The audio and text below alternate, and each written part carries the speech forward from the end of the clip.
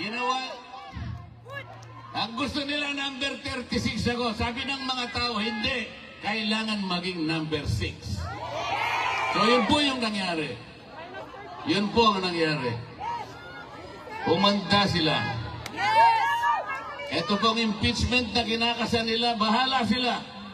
Bahala sila. Pero kung ako ang masusunod, sabi ko, para mabawasan ang kahihiyan ng ating gobyerno, para hindi na mapahiya ang administrasyon, tigilan nyo na. Tigilan nyo na para hindi na mapahiya. Ngayon, kung gusto nyo mapahiya, o ituloy nyo. Hindi rin naman kayo mananalo. Kahit saan tayo mapunta, hindi mananalo. Hindi mananalo ang kalaban ng ating Vice President. Sinabi ko na noong una, uulitin ko sa inyo, kung ayaw nilang itigil, nasa sa kanila. Pero kung gusto nilang mawala ang kanilang kahihiyan, itigil na lang nila.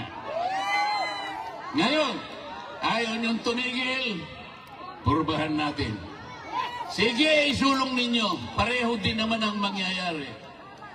They will be able to remove the Vice President. Itaga mo sa bato yan. Itaga nyo sa bato yan. Walang mangyayari. The Vice President will stay as Vice President.